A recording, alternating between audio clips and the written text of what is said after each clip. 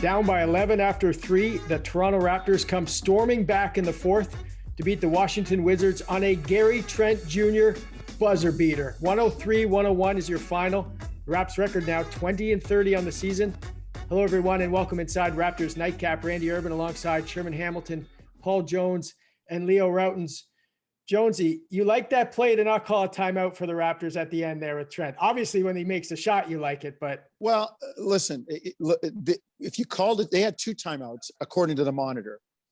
If you call a timeout, you get to advance the ball, but you're also allowing, while you set something up, you're allowing the defense to set something up. Trent had the presence of mind. You had the ball in the hands of a guy who can shoot it. It's not like you had to get it to him.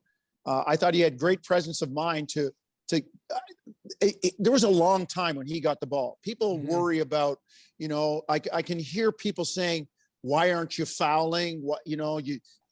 Now, if you foul, you're giving them points. Now it's more than a 1-possession game.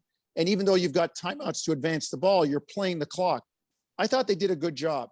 And I thought Gary Trent had great presence of mind, hustling the ball up the floor, understanding score time situation and knocking the shot down. I like, if you have the ball in the hands of the right guy, I like going without a timeout. Leo, how did you see that last play? I mean, I think it started with the defense first, right? To get that stop, to get that rebound. Yeah. And then, but I got one question. Did Suggs call glass when he hit the game winner? No, I don't believe he called glass. I know when Trent came down, he called net, so that was easy. But no, I just, hey, I like it. I like Jonesy. Why let the defense set up? As good an option as you had on the floor, got the ball in his hands, go. And from the minute Gary Trent got the ball, you could tell he was aware of the clock. He was aware of the space. He knew what he had to do. And on that no call on the play, oftentimes when a play like that happens, that'll rattle the offensive player. You're looking for that call too. Was it a call? Was it not? And it kind of rattles you as well. He just played through all of that and went up, and as he always does, takes a perfectly balanced jump shot. And like I said, you could see from the minute he got the ball, he was in complete control of that whole situation.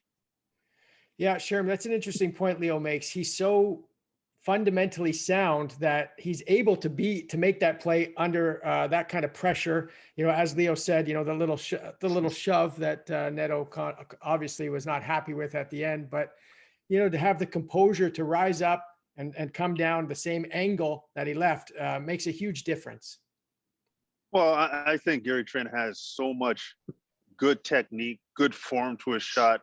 He's rarely off balance when he's shooting the ball. He's got that straight up, straight down motion. So that's consistent with how he shoots the basketball.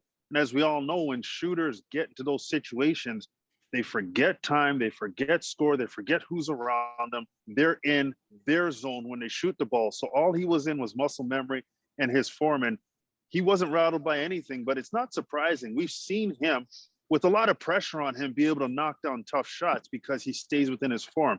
And I think the other thing that was key for Nick Nurse was when Gary got the ball, he had some runway to get some speed going before he felt any pressure.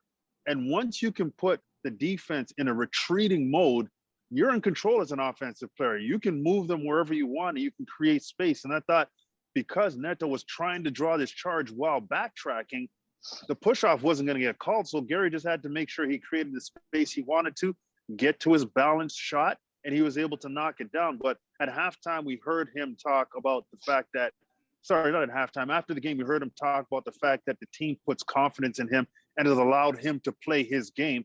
Nick Nurse is very aware of giving guys some opportunities, especially in tough situations. And Gary got that, and he came through with shining colors. Randy, it's interesting that Neto is a guy that he's been flopping all game. And I know he was upset that he didn't get that call at the end, but I just don't think it's one of those where you let the players decide the game. Mm-hmm. And it could have gone either way, but at the same time, again, because he was trying to garner those calls all game, after a while, the referees, maybe they could become desensitized to it. I thought Gary Trent did a terrific job. Well, Leo, what about that charge prior to that, right, from Pascal? that was a little bit dicey too. I didn't even know if the defender had got out of the circle there, that the replay wasn't that conclusive. It becomes one of those situations where when do you use your challenge because you could need it at a moment like that? Well, I mean, on that play, we just had one quick look on it, and I initially thought his foot was in the circle. I never got another angle on it, so but on that play, I just thought the Raptors got in a little bit of trouble. Some of their possessions later in the fourth quarter, they got a little rushed, right? They got a little anxious because they had some really good advantages on offense on some of the matchups. And when they were just patient, when they just kept moving and attacking and making a pass and getting into paint, they had no trouble scoring. It's just when they got a little bit hurried, and that was more on them than Washington, because Washington's not a great defensive team. So fortunately, they were able to survive that call and a few other mistakes to take care of this game. Yeah, I don't know how you guys feel, but it felt like neither team really wanted to win the game at a certain point. The Raptors, as Leo was talking about, they just weren't making sound plays when they had opportunities to extend their lead. And, I thought the ball should have been in Bembry's hands a lot more with the way that he was playing and orchestrating offense down the stretch. And then the other side of it was you could see why Washington has the record they have, especially without Bradley Beal in the lineup. Russell Westbrook can help the opposing team sometimes. And I thought he took some shots tonight that were definitely in the Raptors' favor. He did make a big jump shot, a 2-point jump shot, and a big three, but he took some shots. I was wondering, what is he trying to accomplish? They're hero shots. If they go in, it's all world. If you miss, it just continues to hurt their team. But there's a point where I was wondering who really wants to win this game between the Raptors and Washington. Sherman, interesting. And Leo, this is your line, and I love it, and you use it quite often. Westbrook takes those shots because he can. Nobody's going to say anything. He's the best player on his team. I can do this. I'm going to. It's not necessarily the best shot. And this has always been the question with Russ. Puts up great numbers, plays really hard, but is he a winning player? And then when you look at what that fueled for the Raptors, in the second half, the Raptors held Washington to 14 of 50, 28%, 10 of 25 in the third quarter, 4 of 25 in the fourth quarter. And some of that was the Raptor defense, and some of that was enticing Russ into, you know what? Go ahead, man. Shoot that one. We know you want to shoot it. We'll just stand back here. You can shake and pull up and shoot it. And when you miss, we're going to get the rebound. And I thought Washington, some of that was self-inflicted, the way they played and the way Russ played on the offensive end. Well, Jonesy, when Raptors made that initial burst to get that lead, which they were able to kind of hang on to, Russell Westbrook, Washington missed 4 shots in a row. Russell took 3 early offense, like first play shots. Yeah. And again, his percentages don't dictate you should do that. And you're right. I mean, he just does things because he feels like doing them. And here's my other issue with him. He'll finish the game. The one rebounding stat, you can never argue that. The guy just gets after the ball. He's an animal. But, even his assists, I mean, Russell Westbrook doesn't play to facilitate. He's not worried about the hockey assist, which may be the best pass on the floor. He's worried about the assist.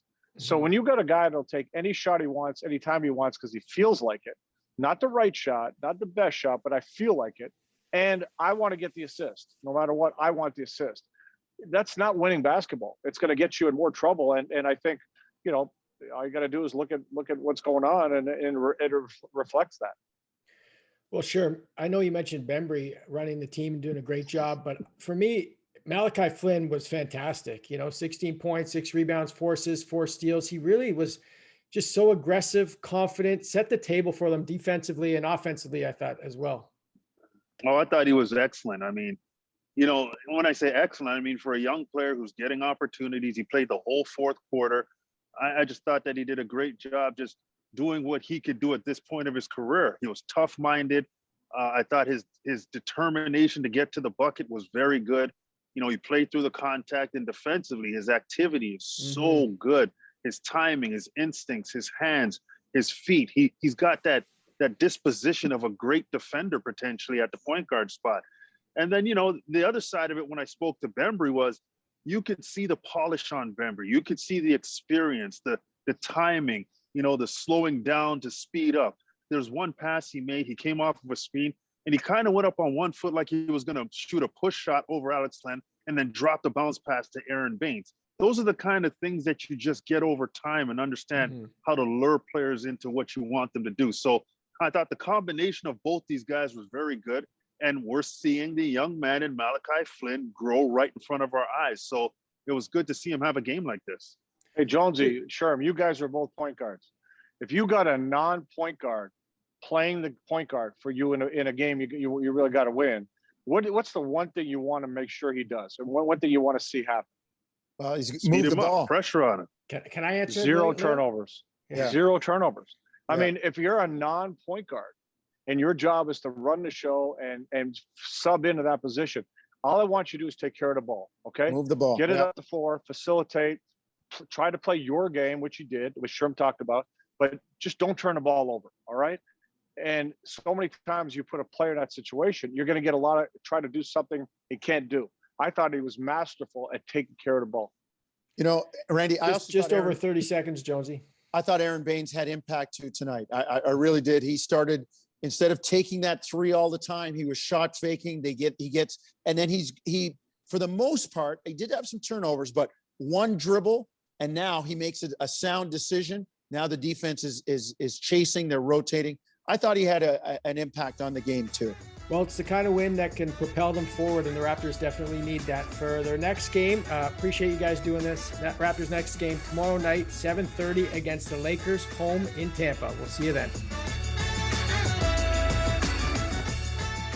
Thanks for watching. You can click to watch our last episode or to subscribe to the Toronto Raptors YouTube channel so you don't miss an episode.